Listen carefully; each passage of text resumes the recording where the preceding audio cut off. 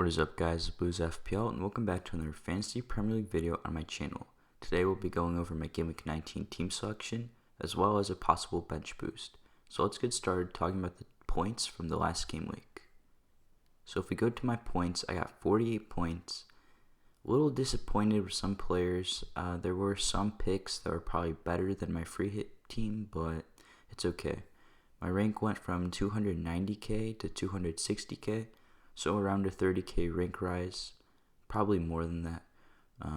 So yeah, it's decent, but I would have preferred to be better. So Lloris got 3 points. Tottenham, man, I really thought they were going to keep a clean sheet against Fulham, but it wasn't to be. Lloris did get the save point, which I predicted, and I just don't understand what Jose Mourinho is doing with this Tottenham team.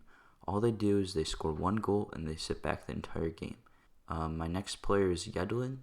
So actually I did have Tierney, but for some reason he had some muscle problem and he may be out even this game week. So if you have him in your team, you might want to transfer him out before the deadline.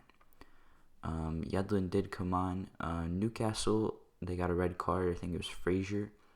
2 yellows. And Newcastle just played, I think that was probably the worst game. Maybe the Arsenal game, but that was probably the worst game this week. They just defended the entire time. Then moving on to my City players, really good. Cancelo got super unlucky. He could have scored. He could have gotten an assist if Mahrez wasn't a bot. Yeah, Man City's just really good right now. Attacking wise, they're not that great. They don't score many goals, but defensively, they're so solid. So I would definitely recommend at least 1, if not 2, Man City defenders. Wan-Bissaka got 6 points as well. Clean sheet for United. It was kind of scrappy. They weren't. I don't know how to describe that game, to be honest. Burnley had some pretty good chances towards the end. They just couldn't put away a good shot. De Gea did make an incredible save, but other than that, Wan-Bissaka didn't go forward. I do want to say that Harry Maguire actually did score a goal. So for some reason, it was ruled that it was a foul or something like that. But a little disappointing for some Harry Maguire owners. So my captain did blank this game week. Kind of stinks, Fernandez. He wasn't really that involved. I think he got the assist of the assist once again. Another week I still would have captained him. I just think he's the most consistent guy.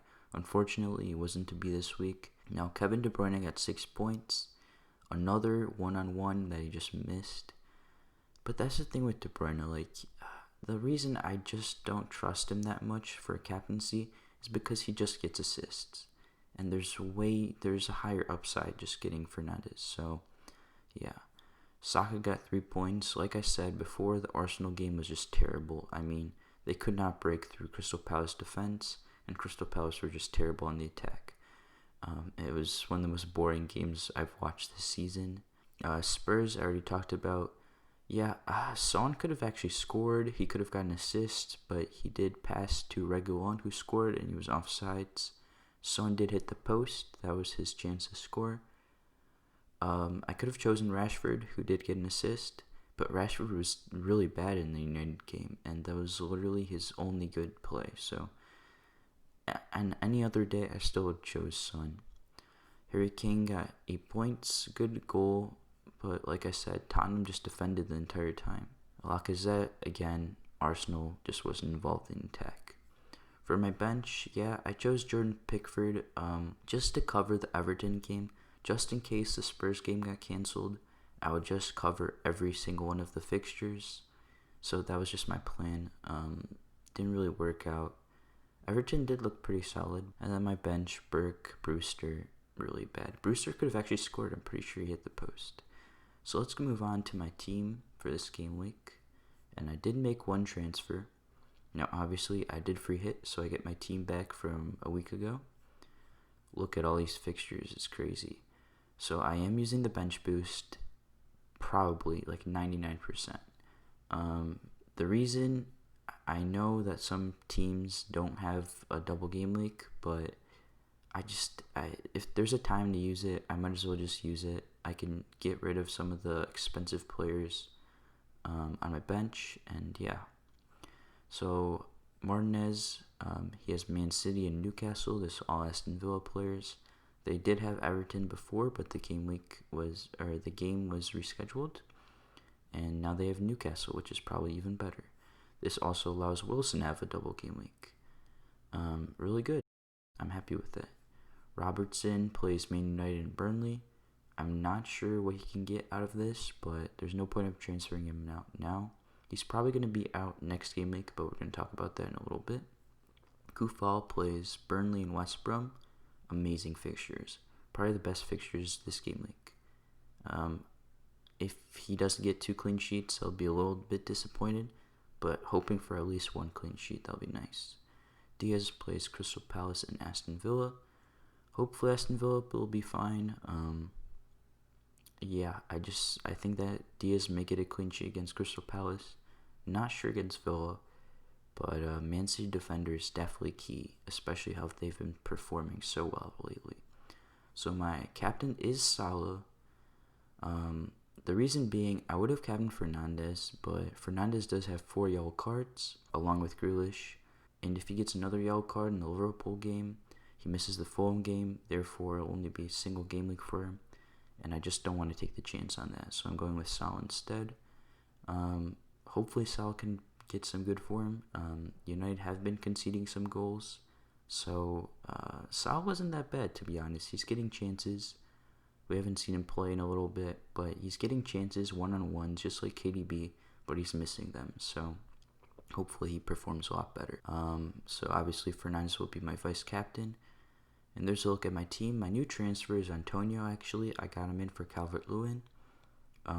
Just better fixtures. Even if he doesn't play the 90 minutes, which I don't really expect him to. Even though they did sell Haller, their only other striker. I think he has the best chance of scoring out of anybody in his price range. I don't want to get Ollie Watkins. Ollie Watkins keeps missing chances, and Aston Villa might have their game week postponed.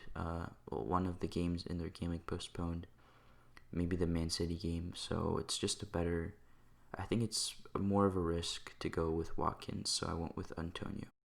So for my bench, you might be looking Steer. I'm going to take out Steer. I just don't want to do it right now. I'll probably do it right before the deadline in case of any news. The reason I got Antonio is because his price rose. 6.3.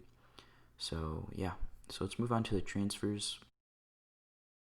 Like I said before, if I go to my watch list, I am taking out Steer, and I'm probably going to get Areola. Now, Areola's fixtures aren't that great, to be honest. He plays Chelsea and United. These are really bad games. But going forward, it's okay, and he does rotate well with Martinez, which is key until game week 24. I'll probably use the wild card around 23-24 to get enough players for that game week 26. And hopefully get a good bench to start getting players in for game week 29. That's blank game week. If I go with John Stone, who does have better fixtures, but I don't know. West Brom are really bad defensively. They play Wolves, West Ham. They may get a clean sheet against Wolves. I think West Ham will probably score against them. I just don't think it's worth it. Now, I'm bringing in this player for the future, so I don't think it's worth it.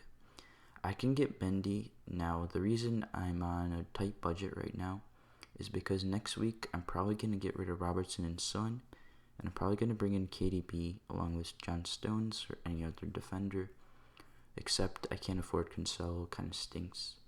And if I took out Areola and added Mendy, it fits perfectly, but I'm assuming that KDB's price is going to go up, so that's the reason I just can't do it right now. If you're going for a Chelsea player, especially if you're on a free hit or a wild card or just a normal transfer, I think they're pretty good. Fulham, they may get a clean sheet. Leicester, they may get a clean sheet. I